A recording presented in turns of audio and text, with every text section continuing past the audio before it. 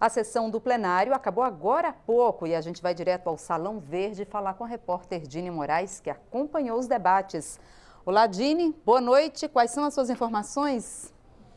Boa noite, Jaciene. Olha, hoje foi colocado em votação aqui um projeto que tramita há 15 anos aqui no Congresso Nacional, que é a flexibilização dos horários de transmissão da Voz do Brasil.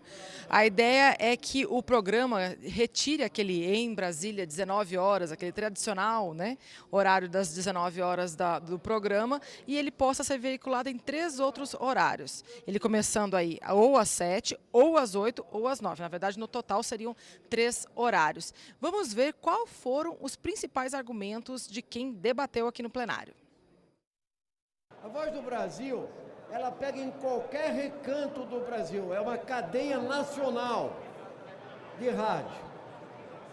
Um cidadão que fala aqui dessa tribuna, se ele fala contra a reforma da Previdência, deputado Vicentinho, ele vai ser ouvido no Amapá, no Acre, entende? Na Bahia, em São Paulo, onde for. O que há de verdade aqui é que há uma imensa pressão das emissoras comerciais de rádio e televisão. A Voz do Brasil é um dos programas que nós temos a missão de defender. Agora, evidentemente que os tempos hoje são outros, de 20, 30 ou 40 anos atrás. A proposta é que nós possamos apenas flexibilizar entre 19 e 22 horas o período da transmissão, não o período do início, como o Senado aprovou, porque aí possibilitaria levar até as 23 horas a transmissão. O projeto, do jeito que está, vai fazer com, inclusive, que as emissoras dos poderes legislativos possam transmitir também as nossas sessões sem prejuízo da Voz do Brasil. Jaciene, como houve uma mistura do texto que já havia sido aprovado aqui na Câmara e depois foi aprovado pelo Senado com mudanças, eu estou aqui com o líder do PDT, o deputado André Figueiredo, do PDT do Ceará. Ele articulou aí essas alterações, como o texto final iria ficar e conseguiu acordo aí com a maioria dos parlamentares. Deputado, boa noite. Eu gostaria que o senhor explicasse para a gente, no fim das contas, como é que ficou? Na verdade, nós conseguimos atualizar, digamos, uma realidade que praticamente já se colocava em prática em várias cidades do Brasil, seja através de medidas judiciais, seja através da prática da própria população.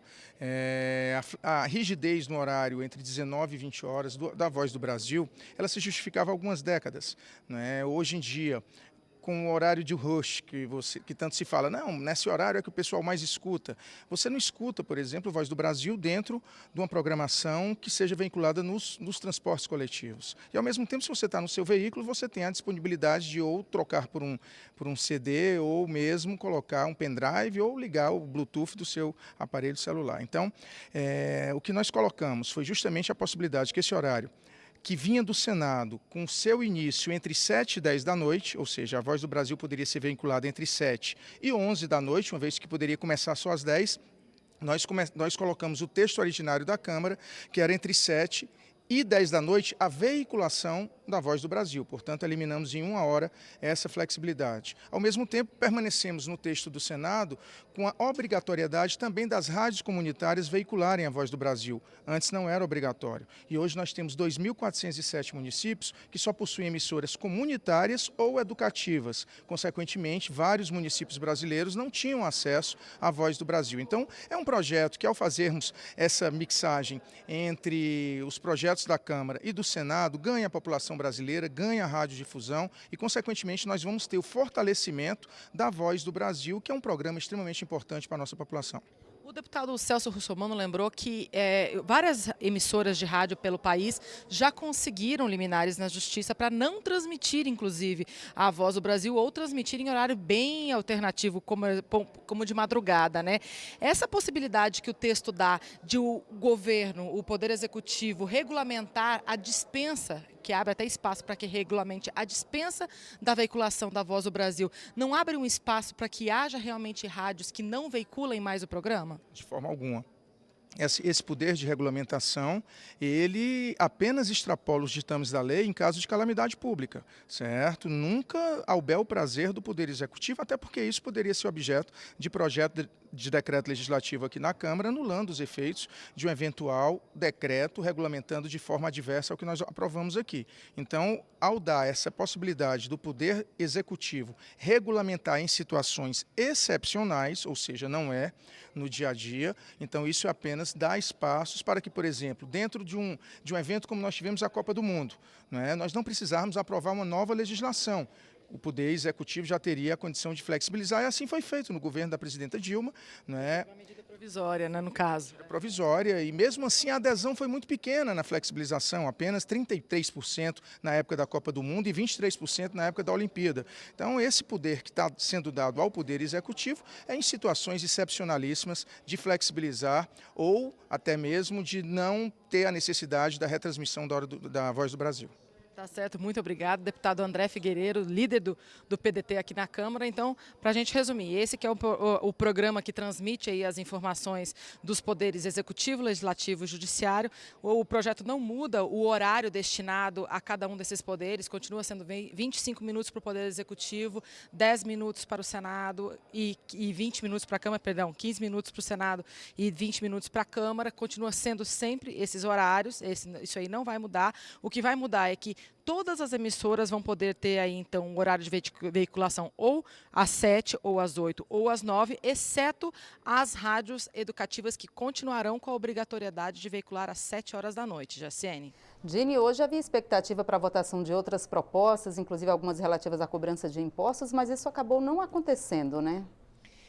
Exatamente. As votações em si começaram até um pouquinho tarde, mas isso porque houve uma certa espera a respeito da definição da presidência e da relatoria daquela comissão especial que trata da privatização da Eletrobras.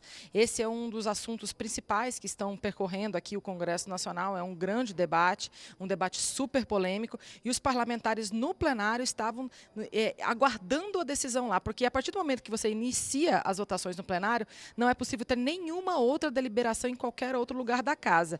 E no caso da comissão especial que analisa aí o projeto que propõe a privatização da Eletrobras, seria necessário eleger o presidente. Então, era necessário ter uma votação. Então, a ordem do dia acabou sendo atrasada um pouquinho aqui no plenário do Ulisses Guimarães, justamente para esperando essa definição. Assim que houve a definição lá, começaram as votações aqui e logo foi colocada essa votação do projeto da Voz do Brasil. Jaciene. Tá certo, Dini. Amanhã temos sessão, né?